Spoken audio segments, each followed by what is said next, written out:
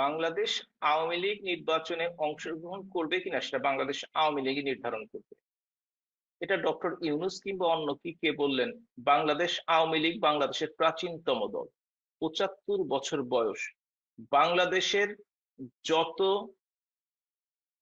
আন্দোলন, সংগ্রাম, গণ অভ্যুত্থান, স্বাধীনতা যুদ্ধ, ভাষা আন্দোলন, সকল কিছুতেই বাংলাদেশ আওয়ামী লীগ নেতৃত্ব দিয়েছে। সেই বাংলাদেশ আওয়ামী লীগকে চাইলে উড়িয়ে দেওয়া যাবে না, কিংবা বাংলাদেশকে অনেকেই নিষিদ্ধ করতে চান অর্বাচীনেরা, সেটাও কখনো সম্ভব হবে না। এবং বাংলাদেশ আওয়ামী লীগ অবশ্যই নির্বাচনে অংশগ্রহণ করবে, এটা আমি দৃঢ়ভাবে বিশ্বাস করি। সাথে সাথে একটা কথা বলে রাখি, যেহেতু সরকার একটি দল বা একটি গোষ্ঠীকে সমর্থন করছেন, এটা সবাই জানেন। আজকে আপনাদের আহ যে দেখতে পাচ্ছেন যে সকলেই সে ধরনের মতামত দিচ্ছে, এবং জনগণ আজকাল খুব সচেতন, তারা খুব ভালো জানেন। যত কিছুই করে থাকুক না কেন, এখন যেটি চাইবে সরকার সেটি হচ্ছে যে অপরাধ থাকুক আর না থাকুক, আওয়ামী লীগের প্রথম শ্রেণীর নেতৃবৃন্দকে এবং ৩০০ আসন ধরে সেই নেতৃত্বদের কোনোভাবে নির্বাচনে অযোগ্য ঘোষণা করে প্রতিদ্বন্দ্বিতা কমিয়ে দিয়ে সেইখানটিতে তাদের নিজের লোককে জিতিয়ে আনা। কিন্তু একটা ব্যাপার খেয়াল করবেন, বাংলাদেশ আওয়ামী লীগের সবচেয়ে দুঃসময়, নির্বাচনের জন্য দুঃসময় ছিল হচ্ছে ১৯৭৯, যখন জিয়াউর রহমান প্রথম নির্বাচন দেয়। সেই নির্বাচনে আওয়ামী লীগ সর্বনিম্ন ভোট পেয়েছিল ২৫ ভাগ, এবং ২০০৮ সনে আওয়ামী লীগ প্রায় ৪৯ ভাগের কাছাকাছি ভোট পেয়েছিল। আওয়ামী লীগের ভোট সবসময় ৩৫ থেকে ৪০-এর মধ্যে উঠানামা করে। সুতরাং বাংলাদেশের জনগোষ্ঠীর, এই বৃহৎ জনগোষ্ঠীর কে বাদ দিয়ে বাংলাদেশের কোন নির্বাচনই আন্তর্জাতিক এবং জাতীয় পর্যায়ে গ্রহণযোগ্য হবে না। সুতরাং মুখে যে যত কথাই বলুক না কেন, হয়তোবা কাউকে কাউকে নির্বাচনে অংশগ্রহণ করা থেকে বিরত রাখার চেষ্টা তারা করবেন, কিন্তু তাতেও কতটুকু সফল হবে আমি বলতে পারছি না। তবে এই কথা ঠিক, আওয়ামী লীগ নির্বাচনে ইনশাল্লাহ অংশগ্রহণ করবে।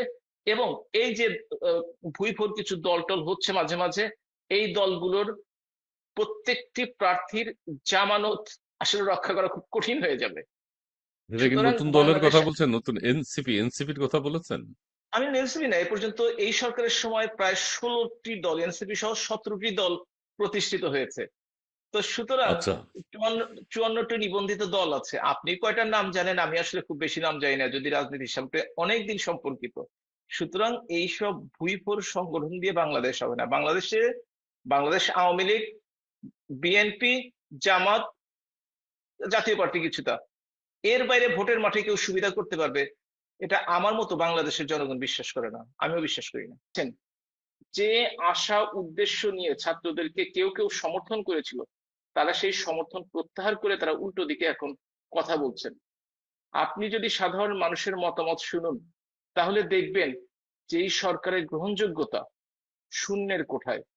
সুতরাং আমরা মনে করি এই মুহূর্তে একটি কেয়ারটেকার গভর্নমেন্টের হাতে ক্ষমতা ছেড়ে দিয়ে, যারা সত্যিকার অর্থেই নির্দলীয়, একটা নিরপেক্ষ নির্বাচনের ব্যবস্থা করবে, যার মাধ্যমে, অতীতে নির্বাচন অনেক ভুল ত্রুটি ছিল, নির্বাচনে অনেক ত্রুটি ছিল, সেগুলো বাদ দিয়ে একটি সঠিক লেভেল প্লেইং ফিল্ড তৈরি করে সকলের অংশগ্রহণে একটি নির্বাচন দিতে হবে।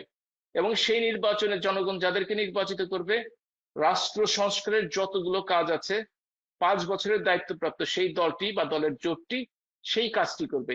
এখন এটাই হচ্ছে আমার মনে হয় বাংলাদেশের জনগণের চাওয়া। এর বাইরে জি। আসলে কিছু নেই, কারণ এই সরকার 7 মাসে কোনো সংস্কার করতে পারে নাই, শুধু ক্ষমতার দীর্ঘায়িত করছে।